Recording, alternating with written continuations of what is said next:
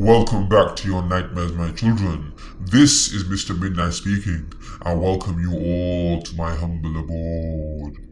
So today, we will look at 4 Airbnb scary stories from out of this world.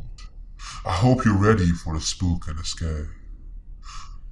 Let's get right into this. And always remember, the darkness always follows. I will now leave you with my narrator, so enjoy. Airbnb. When it seems too good to be true, it is.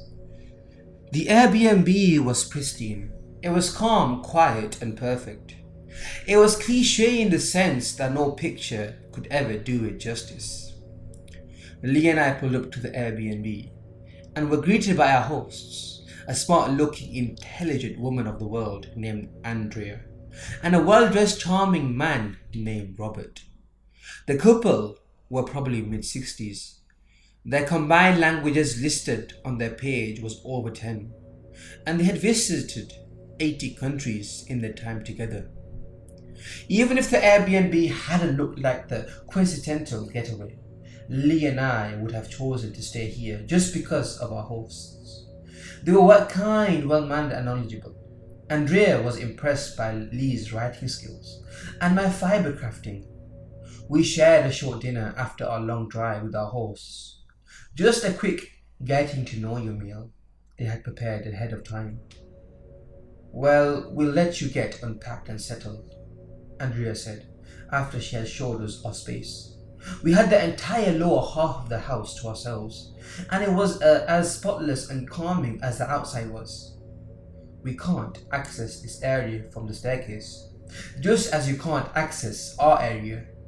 We made sure it was as private as could be." We thanked Andrea for her hospitality, bid them both good night, and turned in. We had a full weekend ahead of us. There was a writers' convention we came down here for, and an entire festival dedicated to knitting, crocheting, and the like, on top of general tourist things. Lee and I had never been to Tennessee before. Well, I hadn't. She had, but didn't remember it, so it doesn't count. The Airbnb lacked a TV and cell service. We knew this ahead of time and had chosen the Airbnb partially because of that. What better way to disconnect from the world, get some writing done and private time together than in a house with no cell service?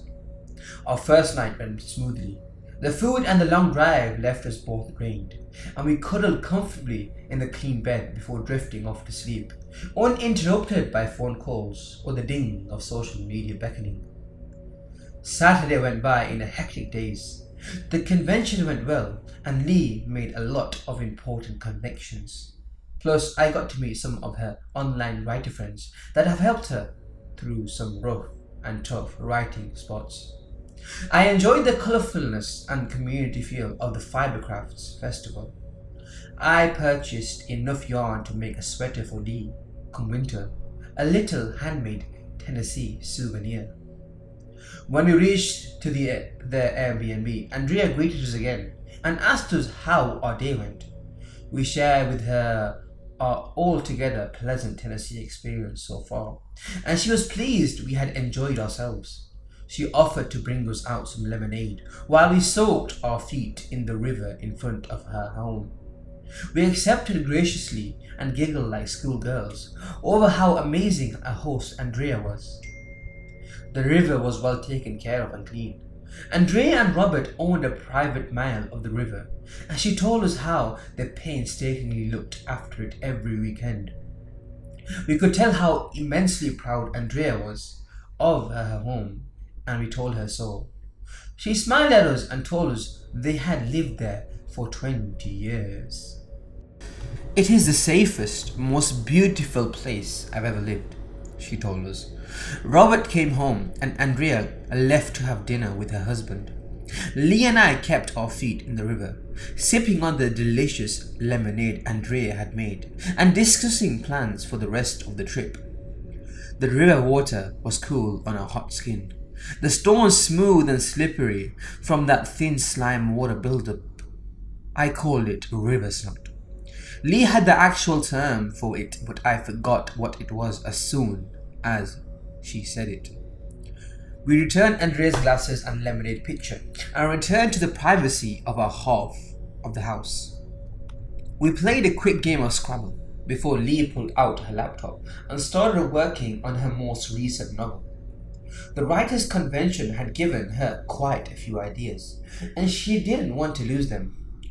Lee lightly complained how, without Wi-Fi, she had to make notes in the notepad part of her laptop, instead of in her Google Docs with the rest of her research on the novel. That's what we wanted, I teased her. I kissed her on the head and decided on a bubble bath while she worked. Why not continue to relax? We only had half a day left on the vacation, and then we would have to start the long drive home. The Airbnb had a huge clawfoot tub in the spotless bathroom, and I took full advantage of it, sinking down to my ears in bubbles and steaming water. I stayed in my watery hideaway, daydreaming a little until the water started to get cold. Lee called out to me just as I was planning on getting out of the tub. She was ready for bed.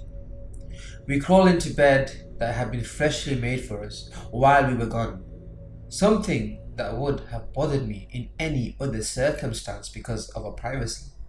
But I wasn't too bothered by it this time. Just Andrea being an extraordinary host again. No big deal. Lee and I drifted asleep almost immediately to the sound of crickets, frogs, and our own breathing. We were wrenched from sleep when a blood-chilling scream came from upstairs. Lee jolted awake beside me, jerking upright. She was always easier to startle than I was. I laid perfectly still, holding her hand in the dark, waiting for any other sounds. We were both positive we heard a scream, and we were both fairly sure it had been Andrea. Without any other sounds for context, we weren't sure if she had stubbed her toe, had a nightmare, or if her and Robert were giving it a go. Even if we thought they were injured, we couldn't get to them, and we had no service to call someone. I had to reassure Lee that we were doing the right thing by going back to sleep. There wasn't anything else we could do. When we see Andrea in the morning, I promised Lee we'll ask her what the hell was that about. Morning came around, and we were slow to rise. We slept poorly after the scream. Lee tossed and turned, worrying over our decision to not at least go see if everyone was right. And I couldn't fall back asleep if I had wanted to, which I hadn't. Safest place she'd ever lived or not, Andrea's scream had put me on red alert. Lee and I were in an unknown area, and I wanted to be prepared for the worst. Eventually, we roused from bed and got ready for the day. We had a late checkout, 4 p.m., something we had cleared with Andrea weeks ago. She had reassured us she would be delighted if we stay another day in Tennessee. The more time to see everything with, she had messaged us. We left the Airbnb, a little shocked to see that Andrea wasn't outside tending to her garden, waiting to see us off. We drove away, anyway, a full day of touristy things to do before we had to get home. We enjoyed ourselves, even with the unspoken guilt hanging between us. We arrived back at the Airbnb around 3 p.m. We wanted plenty of time to pack and say our goodbyes. When we pulled up, we saw only Robert standing on the porch. He was surrounded by our things. "Robert, what is going on?" I asked him as I stepped out of the car. "Andrea packed for you," he said simply. While I understood going above and beyond, this was a little much, and I was a little angry. That is a bit of an invasion of privacy. Andrea cleared us for a late checkout. I didn't think it would be a problem. I tried. "No problem at all. Happy to help," Robert interrupted me. Lee grabbed my hand and gripped hard. We could both sense that Robert was a little off. Well, how do we know she packed everything? Can we at least look around the space to make sure nothing was forgotten? I asked, miffed. Robert grinned at me slowly. The grin felt wrong, inhuman. It didn't reach his eyes, and it surely wasn't a friendly gesture. No, Andrea is an excellent cleaner, as you can see. He swept his arm out stiffly, indicating to the pristine property. And even if she missed a tiny item or two, we'll gladly send it back to you, free of charge. I'm really not comfortable with this, I tried again. Robert interrupted me again. I'll put these in your truck for you, and then I hope you ladies have a safe trip. Robert walked robotically to the car and loaded up our suitcases and Lee's laptop bag. He reached over to the bag, not caring about our host's feelings at this point, and ripped open the case, checking to make sure her precious laptop was safe. Robert returned to the top of the steps and gave us a little wave. Where is Andrea? I asked Robert. We would love to say goodbye. You've both been great. Robert grinned at me again, giving me chills. Lee's hand shook in mine when she came back to my side. Andrea is resting. She cleaned the entire time you were gone. She gets a little overwhelmed. I saw nothing else we could do.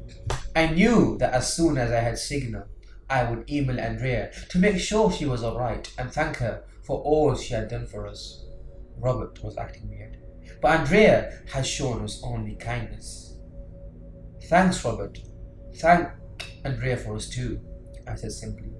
I walked Lee to her side of the car and opened her door for her. When she was safely in, I walked to the driver's side. Robert never stopped grinning at me. As I did, he kept grinning and waving, standing stiff as a board. We drove away and didn't look back. Lee and I both released our breath in huge gusts when we were a safe distance away. That was absolutely bonkers, Lee bursted out. I had to agree with her. That was incredibly strange indeed. We didn't talk about it for the rest of the drive. When we got home and had signal, I emailed Andrea as I promised myself I would. It bounced back to me with an error, stating the email no longer existed. I looked for the Airbnb so I could contact Andrea that way. The Airbnb was gone. Lee, I asked her. She was poring through her laptop, making sure nothing was broken or missing. Lee, the Airbnb is just gone. And any mention of their home in my notes is gone, she told me. She spun the laptop around and just pointed at the screen. I couldn't know what she wrote, of course, but I believed her when she said bits were missing. What the hell happened down there? Lee asked me, her voice shaking. I have no idea. I wish I had answers to soothe myself. I wish I knew what steps to take next. Did we call the police? Tell them that an old guy packed our bags and removed his home from Airbnb? Tell them we didn't see the usually chipper Andrea on our last day. Maybe they should check on her? Lee and I discussed it. We didn't live in the area. We didn't know how the police would react, or if they would even help. Perhaps Robert was just done with our Airbnb. Perhaps Andrea really was just overwhelmed cleaning up that big of a property. We will let it go for now. I checked the local news for that area daily. I figured if anything did happen that was malicious or strange, it would be a while before we heard about it. Robert and Andrea's property was 2 or 3 miles down a gravel road, completely isolated from the other houses in the area. I didn't know if they had friends or living family that visited often. I didn't know anything about them other than what they posted on their Airbnb page, really, and that no longer existed. 4 months after our trip to Tennessee, Lee started planning another vacation. She wanted to use the Airbnb services again, but this time maybe we'd travel west and stay a little longer. She was excited, having forgotten about the weird end to our last Airbnb visit. I tried to share her excitement, but I checked the Tennessee local news again before I agreed to anything definitive. There was a small blurb written that made my heart sink. The body of a 62-year-old Andrea Witt had been found in the river. When they tried to inform Robert Witt, 65, and question him, they found his body long dead in their home. He died of a self-inflicted gunshot wound to the head. The note next to him simply said, "I'm tired." There was no other explanation offered for why he suddenly killed his wife, and then himself. I have yet to figure out how to tell Lee. She said she's just booked a quaint Airbnb out in Colorado. The BnB didn't like me. I went on vacation last summer to Port Douglas, Australia, and I stayed at a BnB that looked over the sea. The closet contained a tattered guest book. Inside were mostly normal entries, but I found this. June 18, 2018, to whoever it may concern. My name is Daniel, and I came here to get away from work, and now wish I never left home. My dead and boring office job is a paradise compared to this facade of one. I'm here with my longtime girlfriend, Flora. Both of us found ourselves exhausted from work and drained mentally, and we decided we needed a break. Both of us wanted to go somewhere warm, where we could find our sense of adventure, so Port Douglas seemed to fit us perfectly. We found this beautiful B&B on the seaside that was incredibly inexpensive for the location. Doing some research, we found that it was built in the late 80s. They didn't seem to be much in any information other than the owner's phone number and the small blurb of the history of the building. We made a call to Mrs. Walker and found that we could come in late June for a week. Then we brought our tickets and packed our bags. We arrived to see the most beautiful scene we had ever laid our mortal eyes upon. It was after a long dirt road that weaved through the jungle, after a long path through a barren landscape. The heat struck, and it felt like the air was a warm broth that was melting us into the atmosphere. Our attire from the still snowing Canada was definitely too much for this new scenery. The drive was beautiful, but was muddled by the heat and the sweat soaking our clothes. We couldn't wait to arrive at the cottage and change into clothing more comfortable and begin our adventures. The picture of the cottage we found online didn't do it justice whatsoever.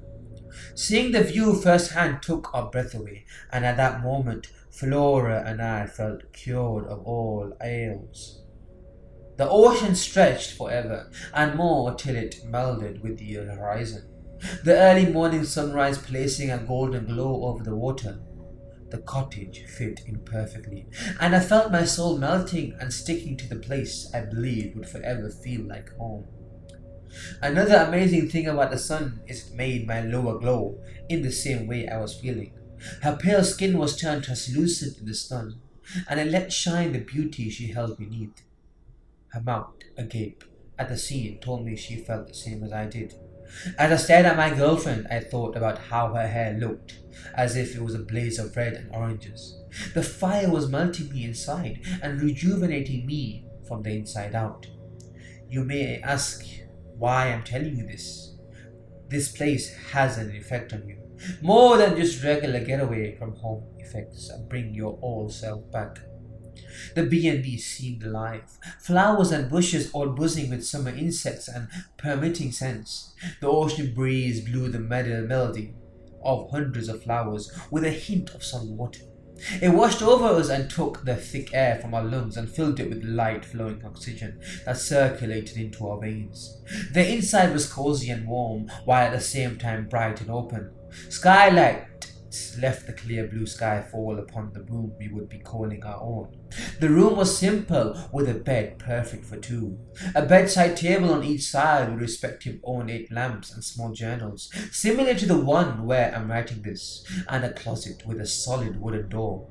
We sat down on the bed, gaining the willpower to unpack, for we had another day before we had plans. The next thing either of us knew, it was in the middle of the night. We were under the covers and curled up with each other.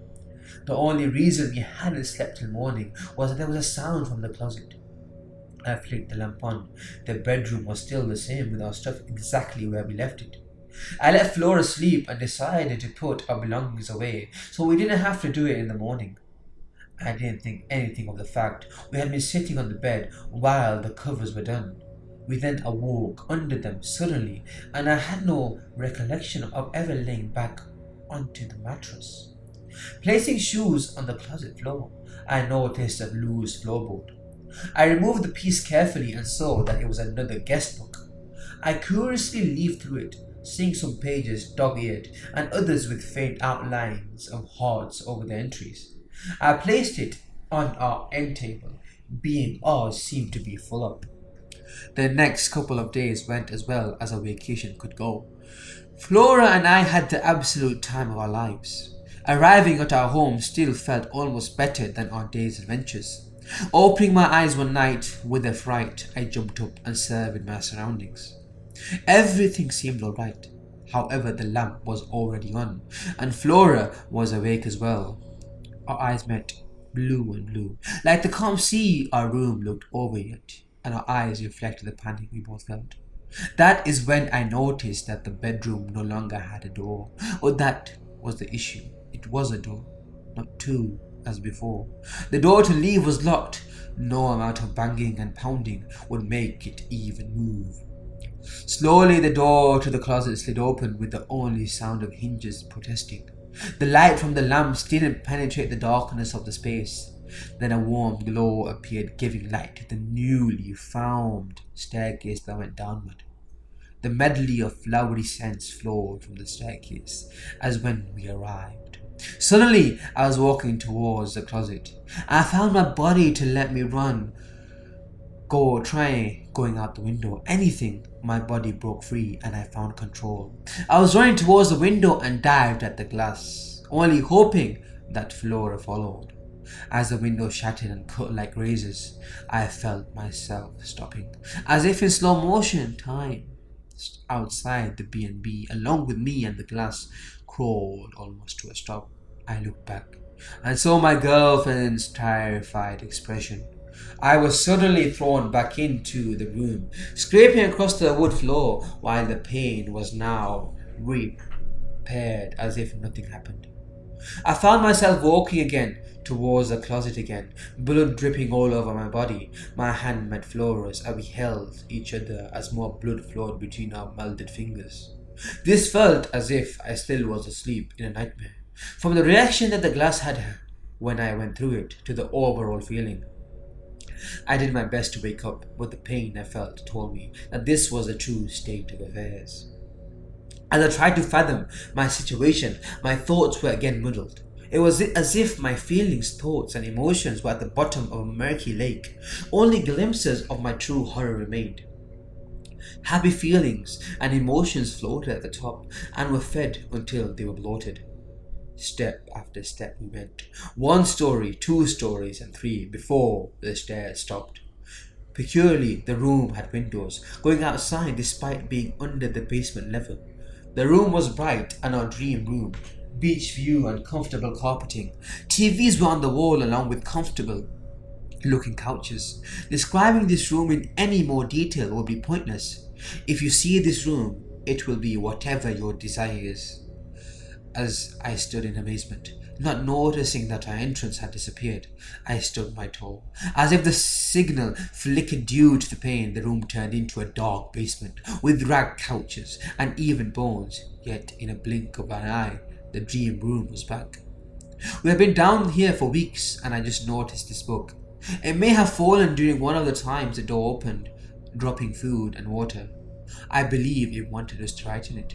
I do not know whether there is a human spirit or somehow the house itself is alive.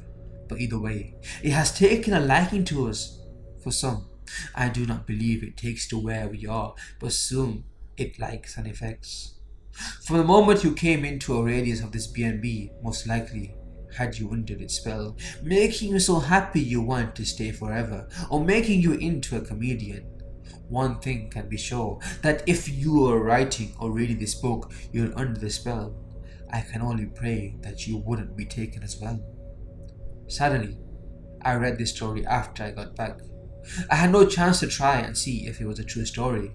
If it is, I can only be happy the house didn't kill me. I run Airbnb. It's completely free, but I have some unusual rules. Part 1. Rule 12. The basement.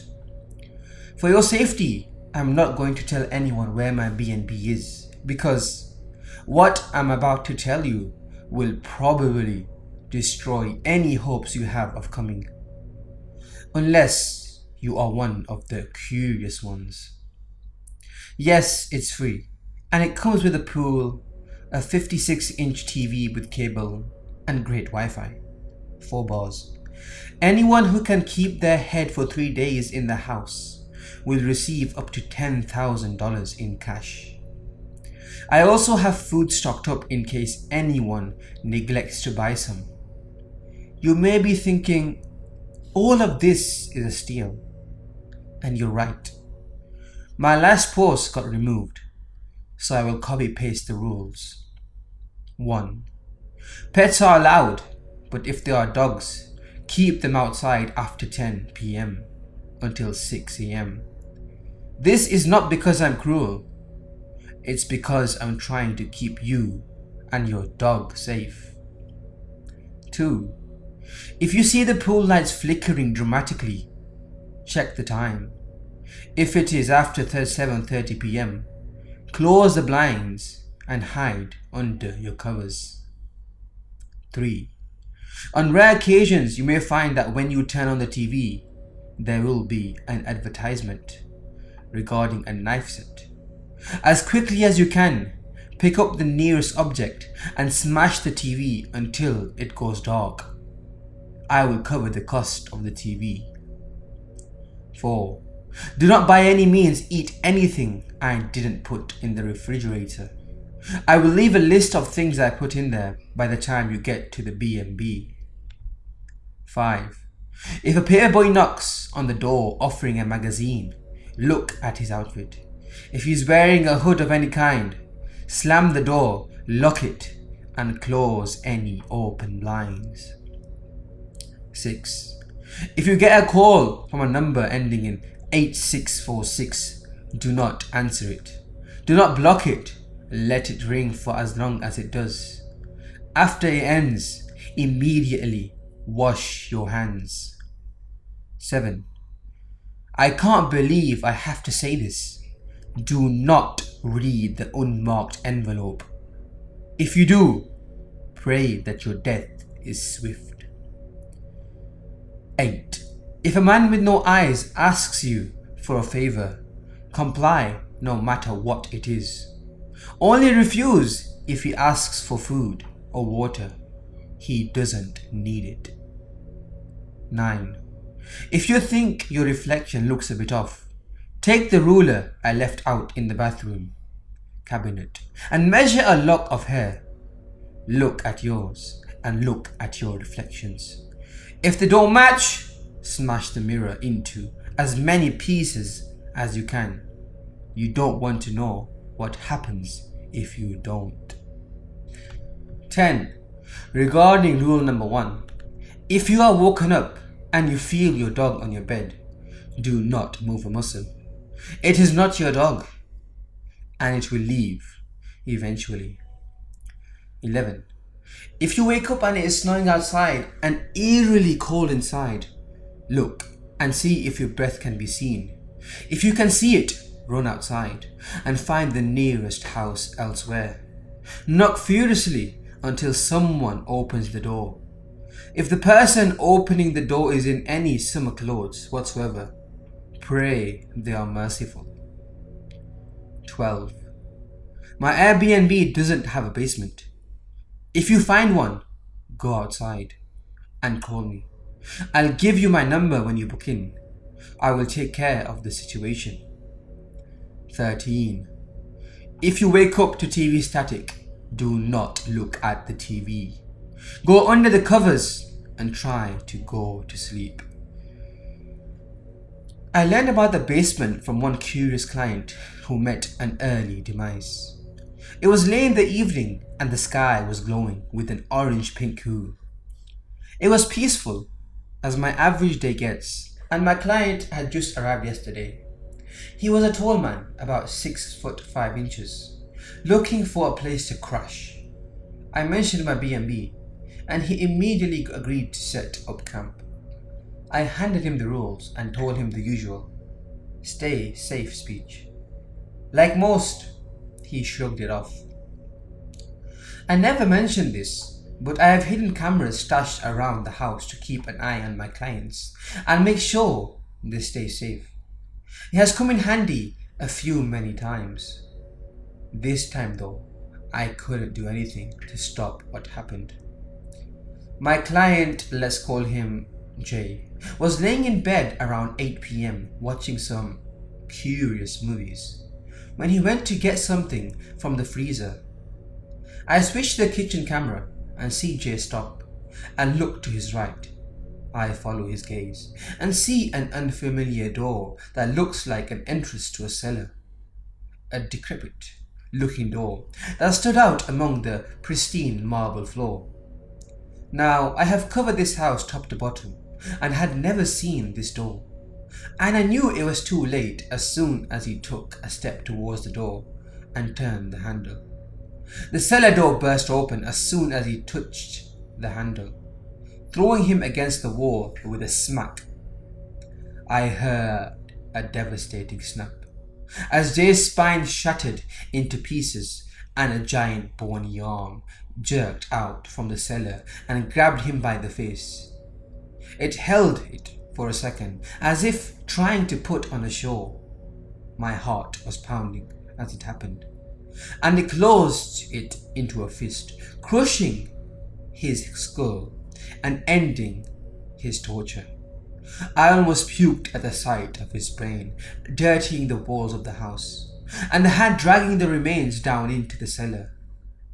Before the feet cut off, I saw, in the darkness of the basement, one single yellow eye looking straight at the camera. Now you know why I added the rule. Part 2. I have received many questions regarding things that I failed to explain earlier, so I will answer them in this post in as much detail as I can. Many of you have wondered why I would keep CCTV cameras around the house, being an invasion of privacy. I'll always tell my clients beforehand I have the cameras around the house for safety, and most agreed that it is a plausible reason. I turned them off. Most. For those who don't want them, luckily, most of the braver ones know what they are doing. The only reason I haven't closed down the Airbnb is because I can't. And I mean, I physically can't. The one time I've tried, well, if anyone remembers Sandy Hook, I fell into a state of depression afterwards, and I tried drowning a bottle of Xanax. I almost threw up my guts, literally. I can't run because I couldn't live with the knowledge that one unsuspecting soul would buy the place and what would happen if they did. One Redditor asked me why I made it a BnB. Stupidly forgot to mention I reward cash prizes to whoever can stay 3 nights in. I have added it to the original post. Feel free to berate me in the comments. The police don't get involved because the first and only time they searched it, 2 of their best men went missing. I was removed as a suspect because I was being monitored at the police station. Weirdly enough, when I asked a few weeks later why they hadn't sent in more men, they looked at me like I was talking crazy. They didn't seem to remember anything. They don't even recognize my address. It's like it didn't even exist. I don't clean up the messes. The house does it for me. At least that's my theory. I always come back to find everything replaced after the client leaves or dies. Even the TV. I always check the fridge to make sure no unwanted items are in there. Like I said before, it's like the house doesn't even exist. So water and electricity bills aren't a problem.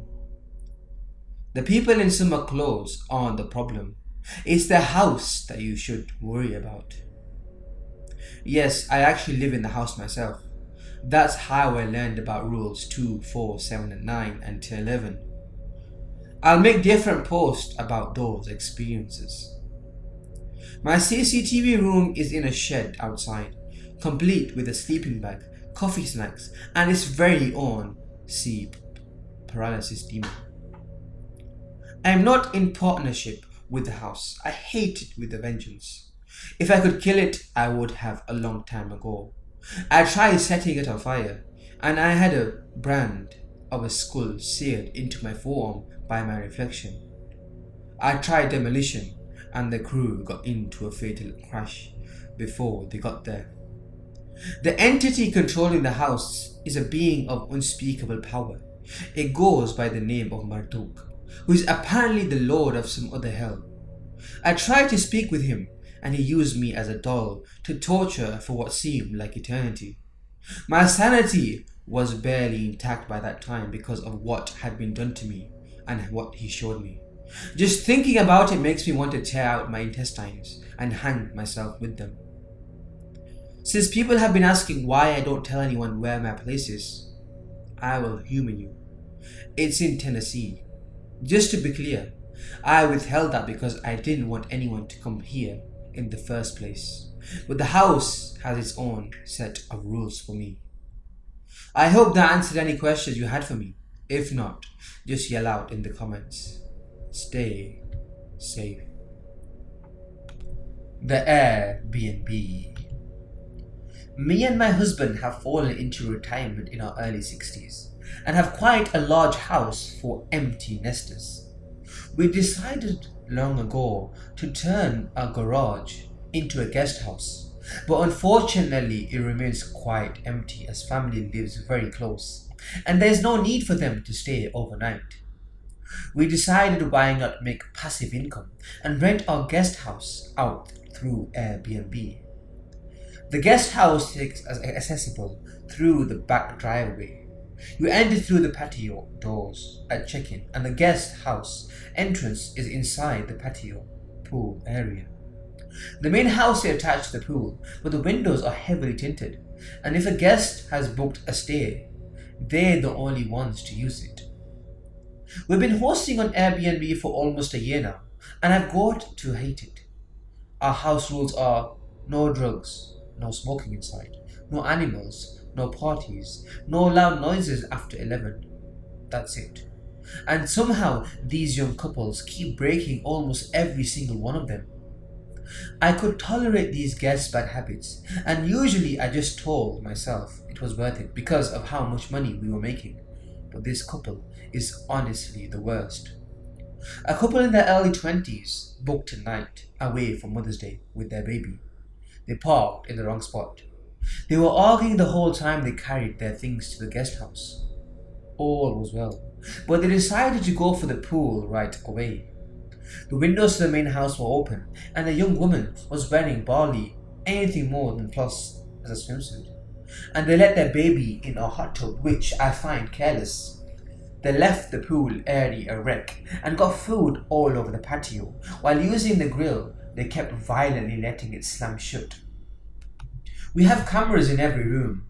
I'm watching her now, sitting on the couch, no pants or underwear, while changing. Disgusting. Who sits on a stranger's couch with no clothing? Young adults these days have no decency, no modesty. They deserve what they get. They put the baby to sleep in a pack and play, and the young man began to roll marijuana into a cigar in the same room as the child. Appalling. They went outside to smoke and left the poor child unsupervised. I made sure to watch him extra carefully on the camera. The baby woke up and the young man went inside to tend to him, while the woman kept smoking. This was my chance. This boy deserves a better life. I grabbed the biggest knife I had from the kitchen. I hope I still know how to do this. It's been a long time. I mustered all my courage and opened the door to the patio very, very slowly. Thankfully, she was listening to music, even though it's past 11, and didn't hear me slip up and let the door creak a bit. I walked very slowly, which is a lot harder now that I'm so old. I made my way behind her undetected. She looked up to the sky to blow smoke, and I struck quickly. The blade was freshly sharpened, just in case. I went through her throat rather smoothly. It did hurt my elbow a bit to move so swiftly, but nothing some potassium wouldn't fix. The blade was in. She went quietly. I mean, how can you scream when your throat isn't whole right? Now the young man, oh, I hate it when I act out of anger. I never think these things through. Oh well, it must be done now. I had a great idea. I swiveled the girl's patio chair around to where her back was facing the door. I hid behind the door and waited for him to come out for her. It took what felt like hours, but he finally came out. The automatic patio lights came on, and he saw all the blood on the ground and a head laying limp in the chair. He immediately screamed and ran to her. As he got to the chair, I walked right up to him and stabbed his jugular. He looked shocked as I pulled my knife out of him. He fell forward on top of his partner. I set my knife down on the table in front of them. I went inside the guest house, washed myself up to bed, and checked on the baby, sound asleep in the playpen. Oh, how I hated being an empty nest, and how I hated those Airbnb guests. I guess in the end, Howard was right. My temper does get the best of me. Oh, is he ever going to be mad that it happened again? He isn't as young as he used to be. I know the cleanup won't be so easy, but I know he'll be so happy we have another little one. A sweet baby boy. Tomorrow I must get this room and the back patio tidied up. We have guests coming at dawn. Well, my children, I thank you all for listening. I hope these 4 scary stories frightened you and scared you and made you want to not book an Airbnb. I'll see you again very soon, so until then, love the darkness as it always follows.